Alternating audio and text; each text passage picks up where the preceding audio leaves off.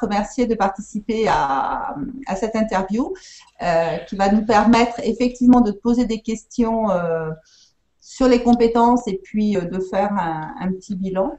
Et les questions sur les compétences, on les croisera après avec les réponses des participants pour essayer de faire une enquête et un document complet. Ça marche. Voilà. Alors, les thèmes qu'on va aborder, c'est le premier thème, ce sera l'animateur, ses objectifs et ses compétences. Toi, en tant qu'animateur, comment tu l'as vécu. Le deuxième thème, ce sera plutôt des questions sur les thèmes des séances. Ouais. Le troisième thème, ce sera les participants et leurs compétences. Et puis, en quatrième, un petit bilan. Ok. Vous avez posé les mêmes questions. Vous posez les mêmes questions aux 4 animateurs en blind test pour voir si on répond la même chose. Wow. On va avoir des réponses différentes, justement, pour avoir co-réponse à chacun de vous. Ça marche. Ça va être drôle, ça. Puis, c'est une interview, donc, dans la mesure où les questions, elles sont, effectivement, nous, on a un fil conducteur, mais en fonction de là où tu vas aller, on ne posera pas forcément les mêmes questions non plus. D'accord. C'est la différence avec un sondage, sinon vous l'aurez envoyé. Je crois que j'ai répondu à un truc que vous aviez envoyé à un moment. Un de Google quelconque. J'ai dû avoir une réponse un peu. Mais bon, c'était bien. Non, ok. 45 réponses pour l'instant, et puis voilà, on attend. On y va? On est parti. C'est parti. On a juste une petite question avant de commencer sur les thèmes. En fait, c'est pour savoir si vous êtes attribué des rôles avant le MOOC. Et si oui, quel était ton rôle? Alors, avant le démarrage du MOOC, disons ça a été très souple dans la construction du MOOC. Je pense que les autres diront la même chose, à savoir qu'on n'a pas fait une grosse gestion rigoureuse en disant toi tu seras responsable ceci, toi tu seras responsable cela. On était vraiment en développement agile. Hein. Je vais ressortir mon côté ingénieur. Donc vraiment de l'agile. Voilà, il y a des trucs à faire. On identifie les choses au fur et à mesure et puis on se les partage. Alors à l'arrivée, oui, bien sûr, on s'est partagé des choses et oui, bien sûr, il y a des rôles qui ont été plus ou moins attribués. Je dirais que il y a des rôles qui ont continué à être partagés avec des gens qui passaient plus de temps dessus, et puis des rôles qui ont été effectivement on a tous participé, je pense, à la com, on a tous participé à l'animation, mais c'est clair que Anne-Céline a fait un boulot extraordinaire d'animation, notamment parce qu'elle a fait les lettres. Alors ça, c'était son rôle et elle l'a assumé avec le sourire, donc ça, c'était super. Christine a aussi un rôle d'animation un peu plus important, je pense, que celui que j'ai pu avoir, ou à fortiori Morgane. Et puis nous, les gars, avec notre background un peu ingénieur, on a fait les aspects technico-techniques de trucs qui vont derrière. Alors j'oublie aussi le fait que quelque part, quand il a fallu ranger et rendre propre le site, c'est bien Christine et Anne-Céline qui l'ont bien remis en page. Moi, j'ai fait la mise en place au départ pour que ça tourne, quoi. Et ça a tourné jusqu'au bout. Et je faisais les inscriptions tous les matins pour valider les gens qui arrivaient, parce que les premiers jours, on a eu des centaines de personnes qui avaient tous des noms bien francophones, on va dire, et ce qui est quand même assez large déjà comme type de nom. Et puis petit à petit, on a vu arriver du spam, et sur le dernier mois, je virais beaucoup de spam, et puis j'essayais de pas confondre des spams et des vrais gens. Voilà, ça c'était vraiment la tâche quotidienne un peu ingrate. Mais c'était pas long. On a appris ça hier, effectivement, que tu validais les inscriptions manuellement. C'est assez indispensable. Et Morgane, par contre, lui, agrégeait les blocs derrière. Donc, un truc en 2 étapes. Allez, on passe au premier thème. Donc, quel était ton objectif personnel avant le début du MOOC? Faire un MOOC. Non, je crois qu'on est un peu tous pareils. on avait tripotillé des cours ouverts. Moi, j'avais participé à un cours en 2008 ou 2009 qui s'appelait pas un MOOC à l'époque. Ça m'avait fasciné comme truc, donc j'avais failli démarrer il y a un bout de temps. Donc j'avais une envie de mettre en place une expérimentation de cours ouverts.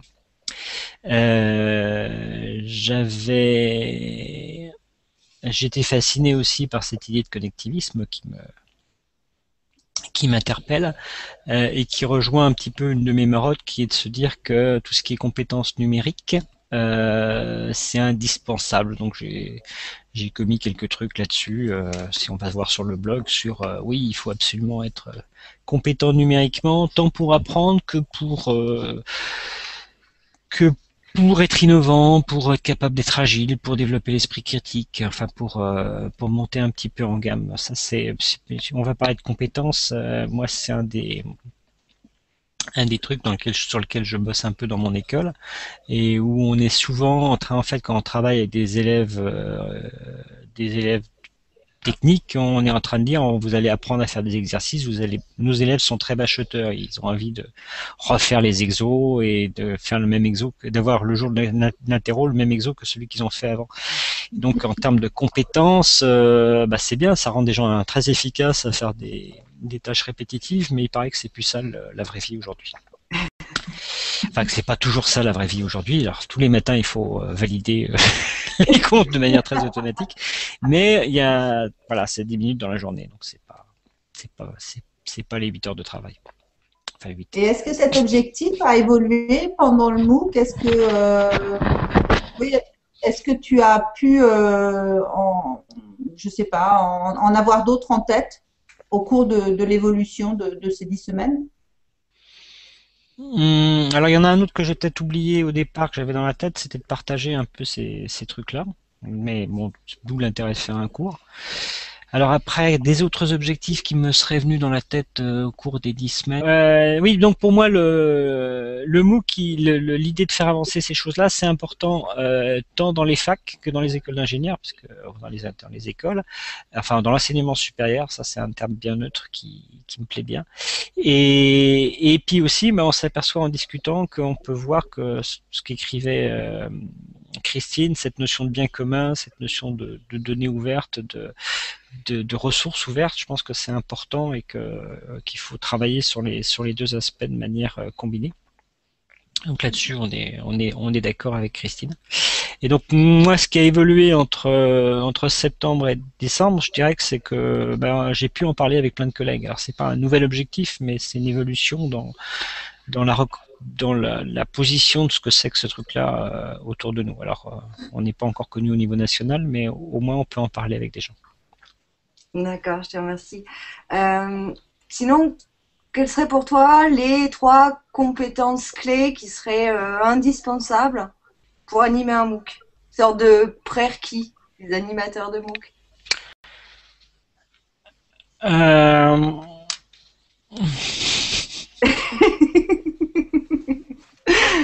Là, c'est facile.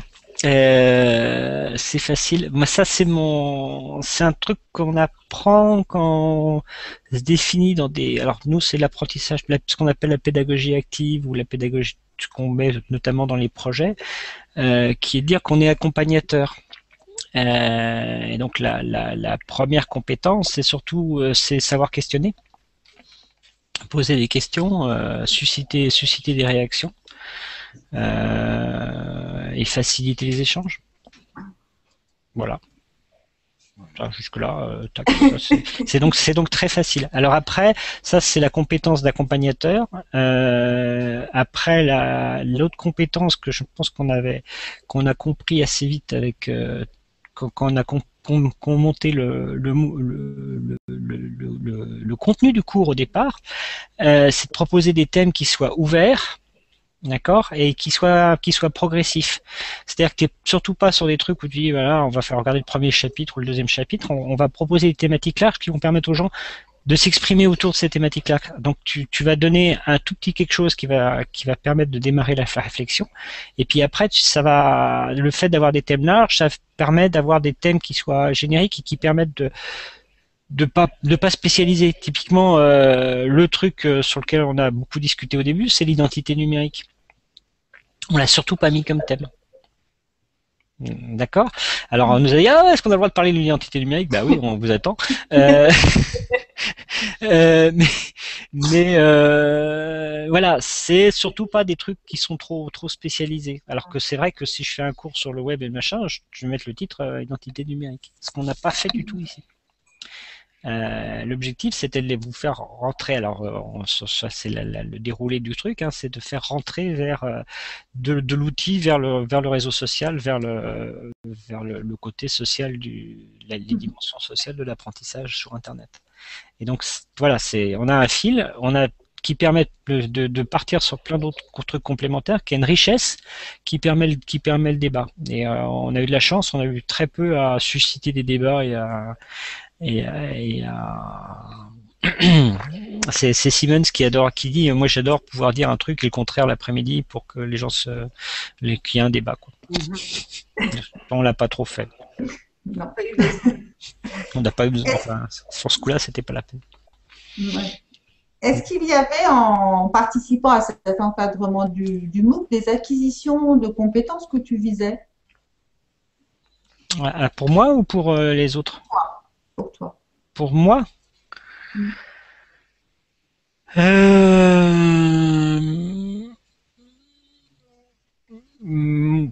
Que je visais, que je m'étais donné comme objectif.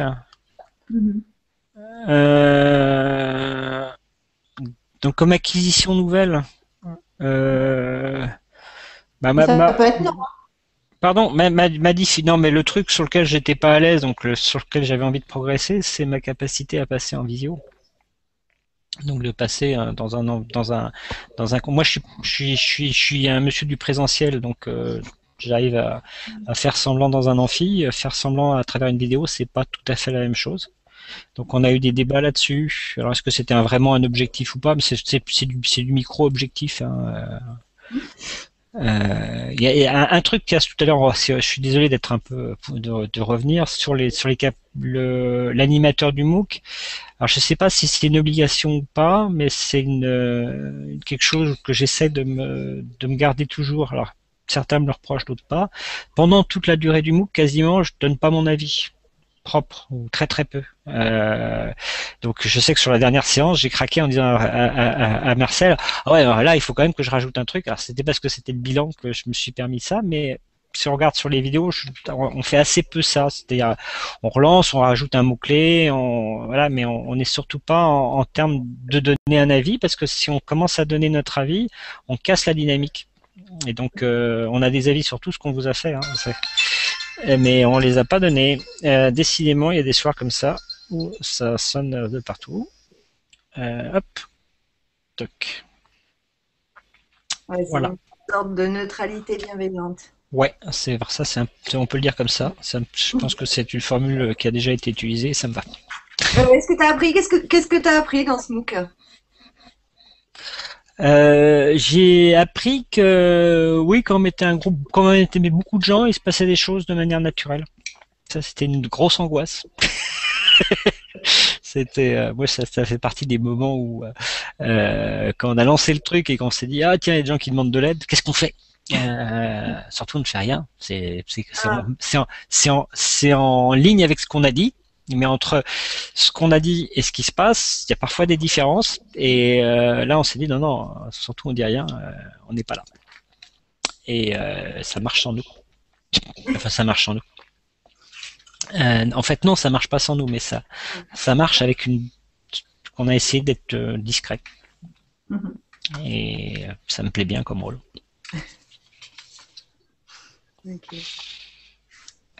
Ok, on va passer au deuxième thème, donc le programme et donc les thèmes qui ont été donnés aux séances. Selon toi, quels sont les deux thèmes de séance qui ont été les plus riches, mais dans le sens, ça peut être la richesse que tu choisis, en fait, il n'y a pas de notion derrière ça. Enfin, les plus complets peut-être, enfin bon, voilà. J'aime pas cette question-là. Ah bon? Non, parce que parce que je lis à des personnes, donc j'ai pas envie de mettre des jugements de personnes. C'est pour ça que Non. je... Si je te pose cette question-là, c'est Hmm. parce qu'on l'a, nous, dans notre sondage. Hein. On a un Ouais, moment donné l'évaluation de 1 à 5. Donc, simplement, c'était ouais, je sais. pour faire un regroupement et voir si effectivement les gens qui répondent au questionnaire en tant que participants, ils ont c'est tout. Ouais, Il n'y a pas de jugement de valeur par rapport à des personnes. Christine a répondu hier, quand elle a répondu à la question, c'était plus sur, en fait, sur ce que nous, on avait fait que sur son avis à elle. Donc, c'est pour ça que j'ai précisé riche au sens large. D'accord. Tu veux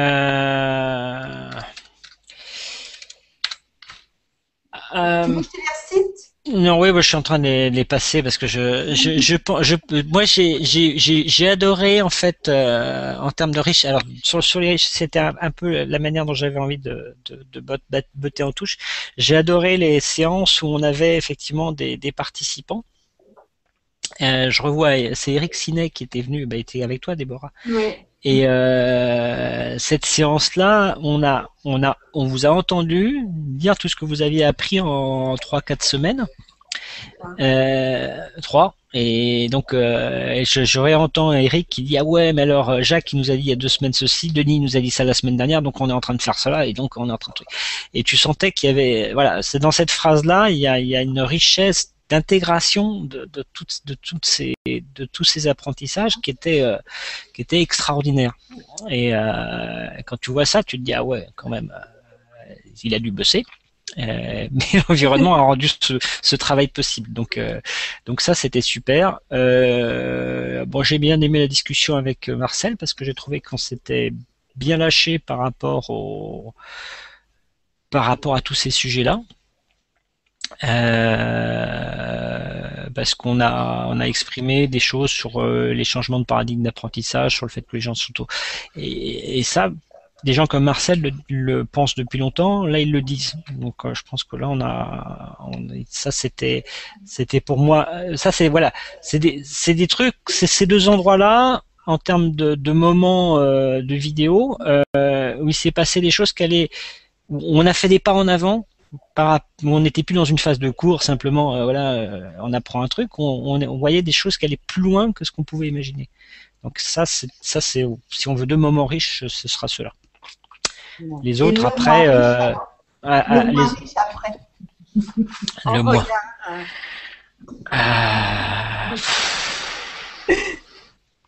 Celui qui t'a le moins plu. Après, t'es pas obligé de dire. Ça, c'est justement, c'est ça que j'ai pas envie de dire. C'est pas forcément à cause non, je sais bien. Hein, voilà. On est en train de dire des choses horribles. Là, ça me plaît pas du tout. On est en train de, je nous emmène sur des pentes glissantes. Qu'est-ce que j'ai moins aimé? Je sais pas. C'est les trucs qu'on n'aime pas, on les oublie. Ou un sujet que tu aurais aimé voir abordé, qui n'a pas été?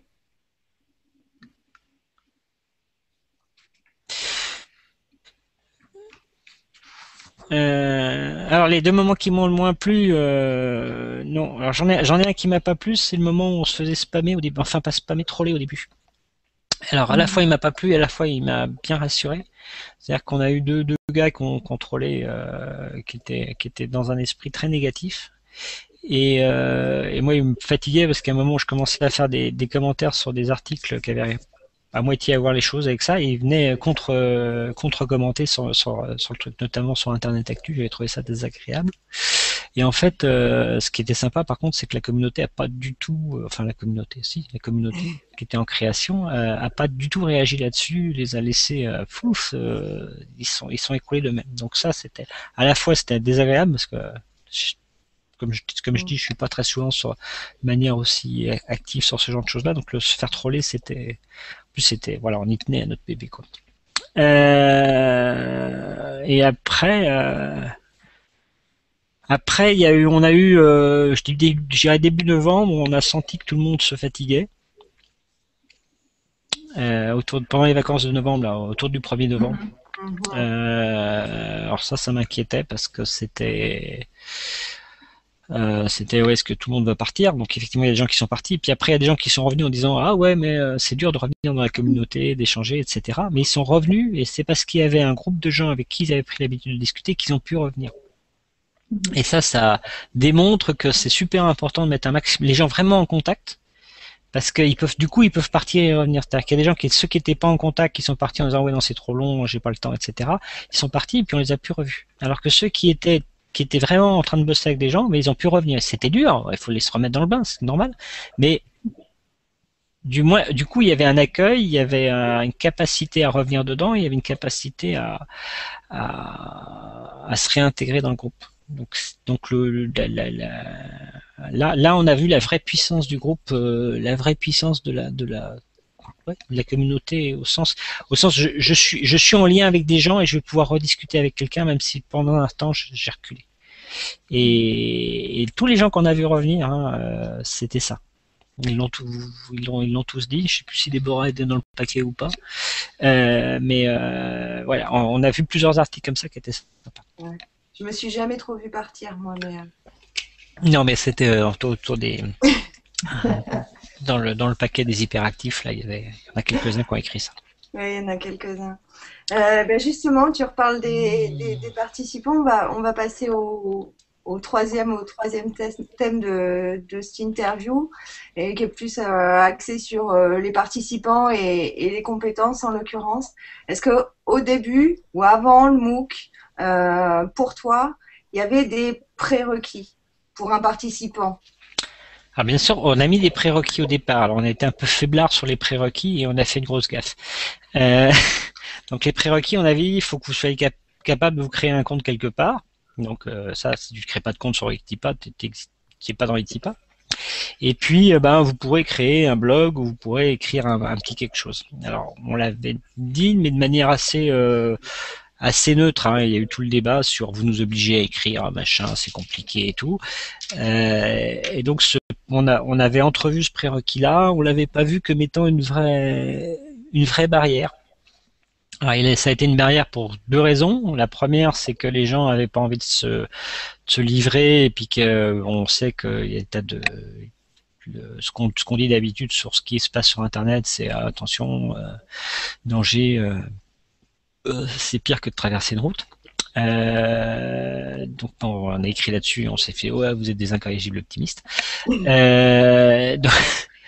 Donc il y a ce truc-là, ouais, mais là on était dans la posture, c'est-à-dire que c'est un des rares moments où on est intervenu et du coup on nous a tapé sur la tête, parce qu'on a donné, on voulait vraiment emmener les gens et ça confirme le fait que moins on est actif, mieux ça marche. Donc ce prérequis, cette capacité d'écriture, elle est très prégnante dans Wikitipa. Et donc il y a ça qui est à régler. Alors pour le régler, pour le rendre un peu moins prégnant, on aurait pu laisser les blogs sur le site, mais on n'était pas trop sûr de notre site, donc on avait peur. Et techniquement, donc ça poussait pas à la roue. Et puis le deuxième truc, c'est qu'on avait une volonté que les gens aillent se dispatcher sur Internet. Donc si tu les laisses sur un site préalable, ils ont moins tendance à y aller. Alors en rediscutant avec différentes personnes, notamment Jean-Michel Cornu, il dit ouais mais bon c'est toujours pareil, si tu compliques un petit peu, tu remontes la barrière et donc tu perds du monde. Voilà, donc il faut toujours baisser les barrières, il l'a dit, il l'a redit, et donc là-dessus il est en cohérence. Là on a un petit peu monté la barrière, donc on a limité le truc. Donc il faut sans doute avoir un espace où les gens peuvent commencer à échanger, qui soit plus convivial que ce qu'on avait. Et puis et donc le prérequis reste d'être capacité d'écriture. Et je pense que le prérequis en fait c'est l'impression qu'on en a, c'est que c'est effectivement cette volonté d'ouverture, cette volonté de se remettre en question, ce besoin d'apprendre quelque chose, qui fait que les gens sont restés. Donc le vrai prérequis, il est là, et c'est un prérequis qui est compliqué à écrire et à mesurer. Et à la fois, faut surtout pas l'écrire. Je vais continuer à citer Cornu, mais je suis très atteint sur cette partie-là. les gens peuvent venir sans s'impliquer au départ et donc, il faut pas les empêcher d'être là. Donc c'est où on est ouvert, venez, entrez, commencez à regarder, ben, vous vous y mettrez ou vous y mettrez pas, c'est pas très grave. Du moment qu'il y en a quelques-uns qui s'y mettent. Donc le prérequis, ouais, il est à la fois cette curiosité, cette envie, cette capacité à écrire, et à la fois, faut pas trop le dire parce qu'il faut pas interdire les gens de découvrir qu'ils ont cette capacité-là. Donc si tu veux, le terme de prérequis, c'est un petit peu, bah, venez pas si vous savez pas faire. Alors heureusement, on sait que dans les formations continues, en général, les gens regardent pas les prérequis. Voilà. Donc oui, il y a un prérequis, mais ouais, faut en débattre. Alors peut-être qu'il faudrait avoir quelque chose plus de liens dans le physique ou dans des groupes qui peuvent se regrouper dès le départ, quelque chose qui fasse qu'on crée du lien avant qu'on se pose ce problème d'échange. Donc peut-être se dire bah, on va créer plein de hangouts et voir qui c'est qui vient dedans.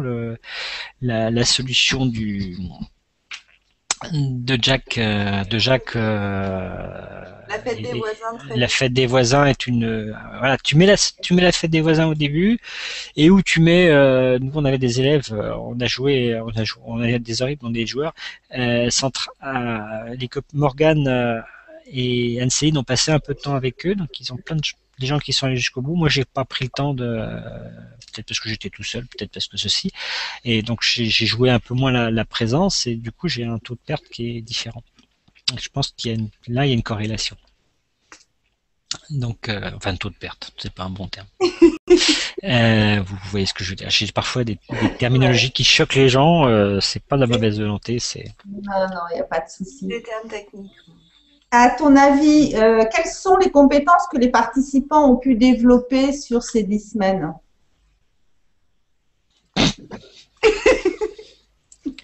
Faut vraiment vous le dire? Ouais. Ça c'est important. Je pense qu'il y en a plein qui ont progressé sur leur confiance à utiliser des outils, notamment, ouais, ça c'est sûr. Donc il y a des gens qui ont testé des trucs qu'ils n'auraient pas osé tester, qu'ils n'ont pas testé ailleurs, parce que c'était l'occasion, parce que c'est créer des liens, parce que c'était un monde confiant, enfin un monde neutre pour plein de gens, c'est-à-dire qu'on n'était pas dans notre environnement professionnel quotidien. Donc pas de perte, pas d'angoisse du regard des gens avec qui on interagit, alors que ce soit des élèves, des profs, des pairs, des collègues, enfin ce que vous voudrez. Donc ce côté bac à sable fait que c'est possible. Et puis après, je crois que c'est clair. Hein, on a vu les gens qui ont commencé à dire, bah tiens, on va faire un groupe, on va travailler ensemble, on va proposer des choses. Les gens ont appris à proposer aussi, à proposer dans une formation, à aborder des sujets différents. Et ça, c'était vraiment un challenge. Enfin, une autre difficulté qu'on a vue, on va dire ça plutôt, que les gens, t'as des tas de gens qui disent, bah alors maintenant on fait quoi, monsieur, on fait quoi? Une dame, parce que, ça dépend qui c'est que t'as en face. Donc dame, on fait quoi? Bah, ce que tu veux, mon gars. Donc cet auto-positionnement est un vrai apprentissage pour un certain nombre de gens, je pense. Alors ça va peut-être être dur pour ceux à qui demain on va dire, bah non, il faut marcher droit. Mais tant mieux. Et donc avec ça, du coup, tu rentres dans une démarche d'esprit critique, de choix de ce que tu as envie de faire, d'appétence, de motivation. Donc ça, c'est plutôt bien. Et puis je pense que les gens ont appris à travailler en groupe. C'est-à-dire que j'ai l'impression que il y a le faire en grandeur nature, là, votre groupe de capitalisation qui nous fait vachement plaisir. C'est une preuve qu'il y a des gens qui se sont organisés, qu'il y a eu l'auto-organisation. Et je pense que dans le paquet, il y en a qui doivent avoir l'habitude de faire ça, mais pas sûr. Sûr que pas tous, pas toutes. Pour beaucoup, c'est une nouveauté. Hein. Ouais. On apprend, on continue d'apprendre en faisant. Hein. On apprend à s'auto-organiser. Hein. Et puis les gens ont intégré la confiance sur Internet, la confiance de l'échange, et avec alors ça, je sais pas, il y a eu des critiques du genre, mais quand est-ce qu'on commence à se friter et à être un esprit critique? Bon, peut-être qu'on n'avait pas pris des sujets assez assez controversé, mais je pense que si il y a une analyse au moins qui se met en place. Je lis des trucs qui m'intéressent pas. J'apprends à classer et à gérer mon noyage personnel, quoi. Et ça fait partie du jeu. Voilà, j'en ai sûrement oublié, mais C'est pas bien grave. Sinon, est-ce que tu peux nous donner des retours des élèves de Télécom Bretagne, de ce que tu as pu en entendre? ils ont eu peur. Ils ont eu peur d'être dans un monde d'adultes et de profs. Difficile, ouais. Alors, difficulté, plein de difficultés. C'est des élèves qui, comme dit, c'est des gens qui restent encore trop dans un monde. Dites-moi ce qu'il faut faire, quoi. Donnez-moi le. Alors, ça c'est le point de vue du prof. Hein. Si je suis en train de dire de mettre en avant mon école, on sait qu'on est malade et donc on se soigne et donc on n'est pas si mauvais que ça. Donc je pense que si je voulais faire un discours en disant que mes élèves sont innovants, sont capables d'initiative et d'autonomie, j'aurais pas trop de complexe à le faire. Voilà. C'est juste pour recaler la chose. Ah bon, et il y a aussi des élèves qui arrivent et donc il faut le temps qu'ils se mettent à la chose. Donc ils ont beaucoup d'autres choses à faire aussi. Hein, c'est le côté. C'était un cours en plus de ce qu'ils avaient à faire. Donc c'était un test en plus. Voilà, vous avez déjà plein de cours et si vous voulez, vous pouvez faire ça en plus. Donc ça voilà. Et un certain nombre sont arrivés en disant bah tiens, il y a un cours, ça a l'air sympa. Et puis ils se sont dit il y a du boulot. Et notamment, alors je ne citerai pas de nom, mais on a un groupe de gens qui se sont inscrits là-dedans qui avaient un niveau en français insuffisant. Et qui se sont dit si je fais ce cours-là, je serais pas obligé de faire d'autres cours, donc je pourrais partir en vacances, aller visiter la France après. Et ceux-là, la barrière de l'écriture était doublée, c'est-à-dire dire qui je suis et en plus dans une langue que je ne maîtrise pas, ça passait pas. Donc en fait, nous on a ouvert le truc en disant si vous voulez vous inscrire, inscrivez-vous et voilà, on a vu arriver des profils comme ça et bon voilà, on leur a dit attention, ils nous ont dit si vous allez voir. Bon, alors arrivé non.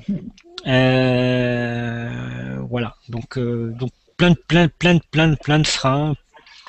Et puis il n'y a pas eu cette dynamique ils ont pas trouvé le groupe de gens à part 2-3 qui ont trouvé des contacts et plein n'ont pas trouvé de contact.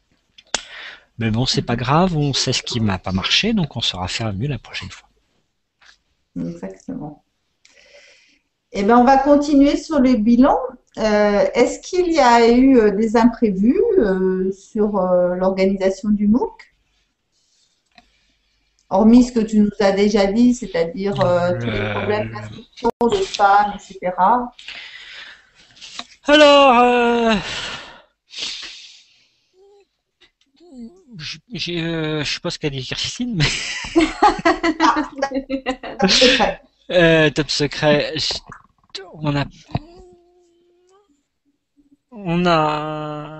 Alors, est-ce qu'il y a eu des imprévus? Il y a des gens on a eu des bugs techniques à certains moments.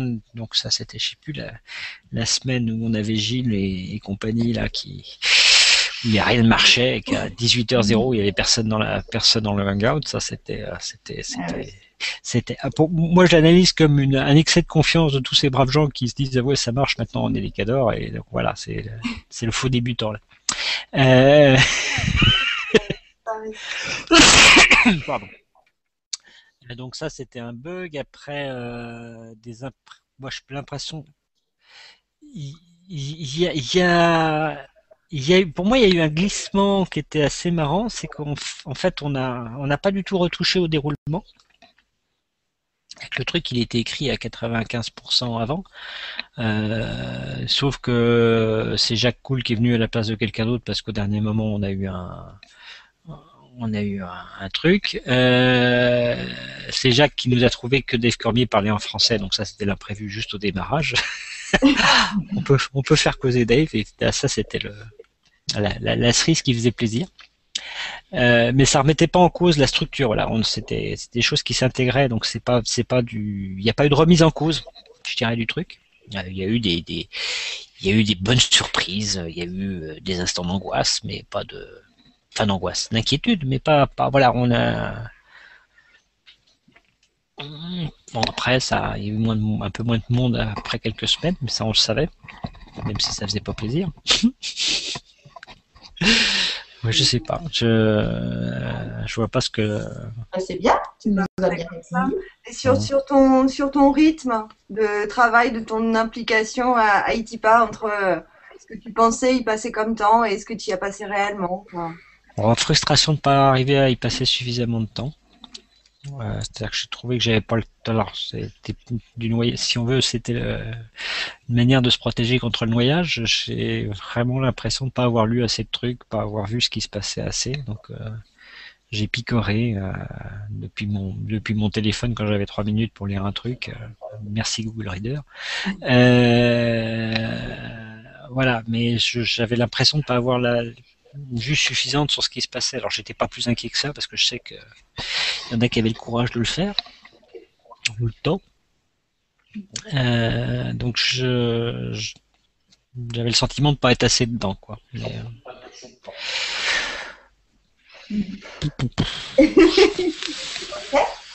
Quels sont pour mais toi bon, les points forts positifs? Pardon, vas-y, finis. oui, non, mais je n'étais pas complètement dehors, donc ça allait, quoi. On a vu. Voilà, mais bon, c'est la volonté de mieux faire. Tu étais très présent sur Twitter. Moi, qui te suis depuis un petit moment, non, on ne peut pas dire que tu étais dehors. Non, j'étais pas dehors, mais j'étais pas tout à fait. C'était un peu en retrait, quoi. Mais c'est, enfin, pas en retrait parce que j'ai bien dit que de retrait je voulais y être, mais j'étais en dedans par rapport à ce que j'aurais voulu faire. Mais bon, faut dormir de temps en temps. Oui, les points positifs, voilà, que tu retirerais. Oh bah, j'ai plein de points positifs. Un grand bonheur,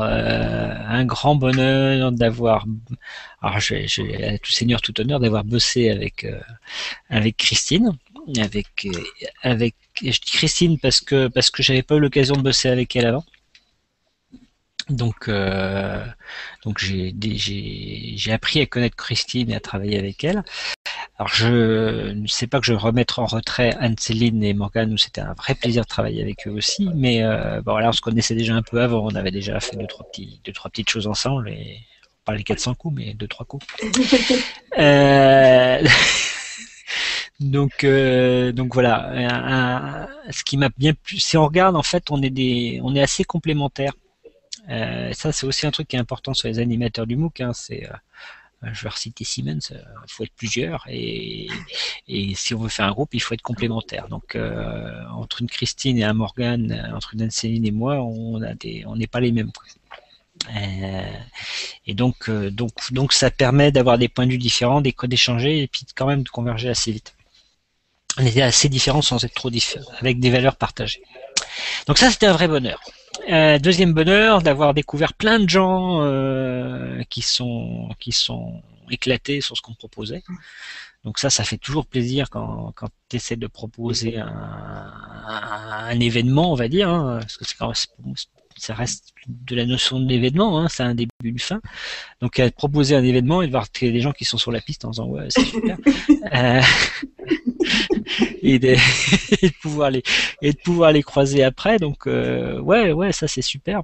Et puis de se dire que voilà, t'as prévu un truc au départ, comme dit, voilà, on a monté 10 semaines, on a dit voilà les thèmes, la biblio, c'est que je l'ai pas dit au départ, ça c'est un gros boulot de Christine. On a complété, trouvé les intervenants, voilà. Alors autre gros bonheur puisqu'on est dans les gens qu'on a réussi à faire venir sur ces 10 semaines. Alors à la fois les participants, c'est vraiment très bien d'avoir des retours partout qui disent ah ouais c'est vachement bien et tout. Ça c'était super. et donc les intervenants, tu prends Denis La Montagne, tu prends Jacques Coul, tu prends, j'en oublié, hein, mais c'est des gens typiquement, alors je croise un peu plus souvent, je vais repartir sur mon corps nu. C'est un gars, d'habitude, pour l'avoir, tu lui envoies un mail, au bout de 6 mois, il te répond. Il y a un moment, au début de l'année, il mettait 6 mois à me répondre. Là, il m'a répondu du soir au lendemain, le lendemain matin à 6 heures, j'avais la réponse en disant, ouais, c'est quand le créneau, quoi. Dave qui a répondu. Voilà. On a des gens qui sont tous très pris, et qui ont dit, ouais, ça, c'est un truc qu'on a envie de le voir, et c'est c'est des choses auxquelles on y croit. Marcel qui nous a dit, on lui a demandé une semaine avant, tu viens, alors c'est des gens, ça c'est aussi quelqu'un qu'on connaît, donc s'il pouvait, on se doutait qu'il dirait oui, mais un panel de gens qui ont répondu vachement positivement, donc il y a un esprit positif global, superbe. Et ouais, voilà, ça, c'était super sympa.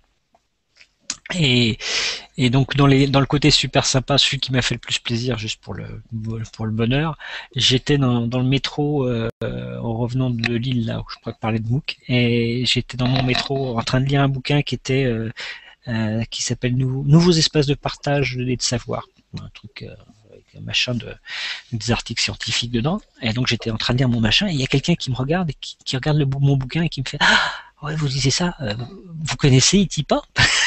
C'est super, Itipa. Non.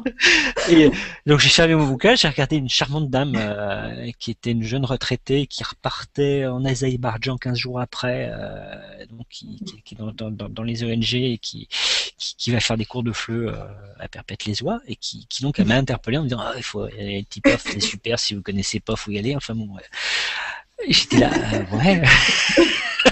Elle a dit, pourquoi vous le faites? Je suis pas physionomiste, non, ouais, non, d'accord, pas de problème. Et donc voilà, c'est quelqu'un qui dans le métro te dit, ouais, faut aller faire Itipa. Voilà, ça c'était magique. C'est sûr. C'est le début de la réussite, ça, c'est la gloire. Non, elle sait pas qui j'étais. Mais c'est pas grave. Il n'a pas dit, mais Itipa, c'est moi en partie. On a fini, mais on avait que deux stations pour discuter. Station, c'est trop court. Voilà. Ouais. Mais ça, c'était génial. Est-ce qu'il y a eu des freins quand même? On va quitter les bonheurs parce que je sais qu'à 18h, tu t'es pris et qu'il faut qu'on ait terminé. Donc, je vais aller un peu plus vite. Est-ce qu'il y a eu des freins? Des freins, mon temps libre, ouais, le temps. Bon, ça, on est tous d'accord. Perso, moi, je sais pas vu de frein. J'ai la chance d'être dans un environnement positif par rapport à ça. C'est-à-dire que on a tous dit qu'on faisait ça sur notre temps libre, comme me faisait remarquer mon bien aimé directeur. Le temps libre d'un prof, c'est d'un enseignant-chercheur. Dans l'enseignement supérieur, c'est voilà, c'est la faculté de pouvoir aller tester un truc, et donc quelque part ça fait partie de mon travail. Et donc voilà, j'ai une très bonne réception en interne. Je crois que Morgane et Anne-Céline c'était pareil, Christine aussi. Donc ce frein-là, le frein institutionnel qu'on pressent chez plein de gens, nous on l'a pas eu. Tralalaire. Et voilà, il n'y a pas eu de problème technique, il n'y a pas eu de problème d'incompréhension. Enfin, j'ai pas les freins ont été dans les gens qui nous ont décroché, qu'on n'a pas su garder. C'est le seul frein. Mais bon, celui-là, on le connaissait. D'accord.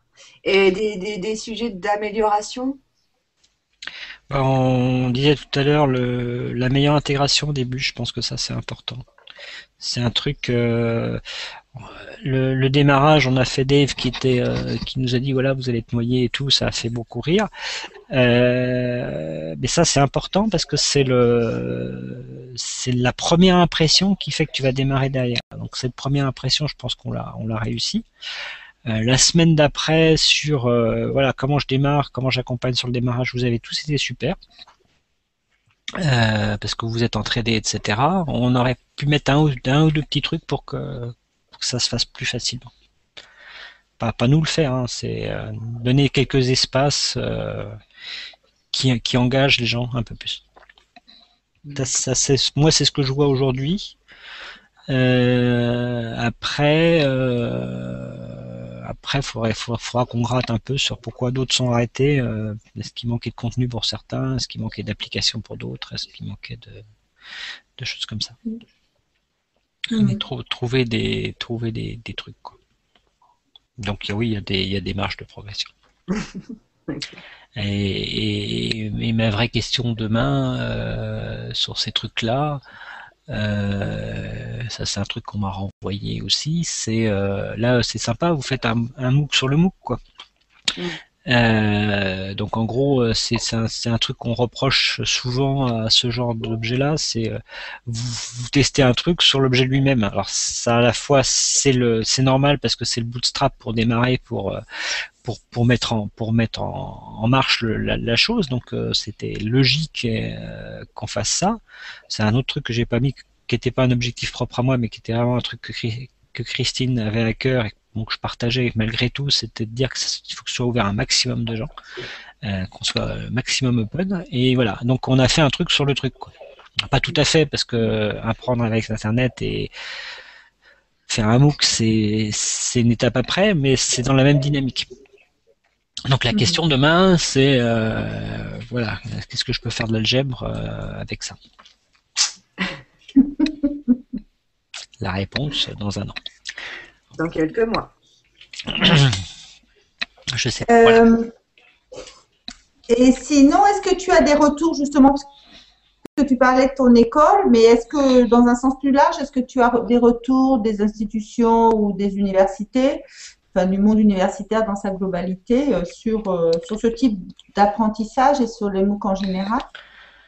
Alors, sur ce type d'apprentissage, alors il y a deux choses. Le terme MOOC, là, il est remonté jusqu'aux assises de la recherche, jusque partout. Donc, tout le monde regarde ça comme un objet curieux et néanmoins américain, avec les boîtes qui font ça, etc. Donc il y a entre septembre et aujourd'hui, tout le monde en parle. Alors après, il y a effectivement par rapport à ça, du coup, du fait de ce truc-là, au moins dans une certaine partie des communautés pédagogiques, les gens se disent, ah oui, il y a peut-être d'autres manières de faire que des cours en ligne à l'américaine, hein, ce qu'on a appelé les XMOOC à un moment, parce que ça ça revient toujours du même endroit, du Canada. Donc tout le monde regarde ça. Je dirais qu'ils sont en train de se demander comment le faire. Et de temps en temps on en discute, quoi. Mais oui, alors sur ces types de pédagogie là, pareil, ça fait partie des trucs qui donnent envie. C'est comme moi je redis, hein, on a fait de la pédagogie par projet pendant 10 ans à l'école. Là, enfin, ça fait 10 ans qu'on fait de la vraie pédagogie par projet. Et pendant un certain temps, on nous disait comment vous faites, enfin, où vous allez choper vos références, Louvain-la-Neuve. Et donc là, voilà, c'est le nouveau truc du moment, quoi. C'est le socio-constructivisme plus. Donc oui, les gens regardent, ça avance. Oui, ça percole. Ça percole. Alors donc, après, qu'est-ce qu'ils vont en faire, on ne sait pas. Voilà, en gros aujourd'hui, je dirais que l'impression que j'ai, c'est que il y a eu toutes ces assises, il y a eu les trucs dans l'éducation nationale, là, les assises de Payon aussi, là, de l'éducation nationale, la refondation de l'école, où on voit apparaître le numérique. Aujourd'hui, on ne sait pas si le numérique, ça veut dire mettre des tablettes devant tous les élèves, ou si c'est vraiment refonder la pédagogie. Je pense qu'ils ont... Ça, c'est une autre impression après la conférence de la semaine dernière à Lyon, c'est qu'il y a beaucoup de gens qui ont donné leur avis, donc les avis sont divergents, c'est-à-dire que tout le monde n'est pas le même... la même analyse du truc, et donc plus des lobbies industriels qui se rajoutent. Donc on ne sait pas ce que ça va donner demain. Mhm. Quels vont être les arbitrages. Les arbitrages, c'est les textes qu'on va voir apparaître et ceux-là, ils sont pas encore sortis. C'est sûr. Il faut du temps. Oui, mais bon, le temps, c'est les quelques mois à venir. Mhm. Les quelques mois à venir, et puis malgré tout, bon, il y a des choses qui ont avancé et qui, si elles sont pas stratégiques tout de suite, seront moins avanceront. Super. En tout cas, merci beaucoup de t'être prêté au jeu. Mais écoute, je trouve super que vous fassiez ce bilan-là et c'est un petit peu, c'est un truc qu'on avait mis en place une liste sur des gens qui voulaient nous dire après on regardera comment faire. Et je considère que ce que vous faites, c'est des éléments qu'on va pouvoir leur proposer en disant bah là, si vous voulez des briefings sur ce qui se fait ce qui s'est fait autour du MOOC, voilà des éléments factuels quoi, du matériel de travail. Voilà, ça va servir à tout le monde. Donc merci pour ça. Voilà. Et sinon, on avait une autre idée à vous proposer, mais c'était dans la suite, c'est-à-dire au printemps ou pourquoi pas pendant les vacances, c'est d'organiser un barcamp pour qu'on se réunisse tous pour une fois en présentiel. Voilà. À Brest. Pourquoi pas? On vous laisse le choix. Rennes au mois de juillet, les zététiques. Allez, ça marche? Ça marche. Pourquoi pas? Mais sinon, je le propose. Hein. Ben non, vas-y. D'accord, ben écoute, on en reparlera. Très bien. Merci à toi. C'est noté. Super. Et à bientôt. Bonne journée et bonne fin de journée, puis à bientôt. Bonne soirée et bien bon courage. Ciao. Merci. Au revoir. Bye bye. À toi. Ciao.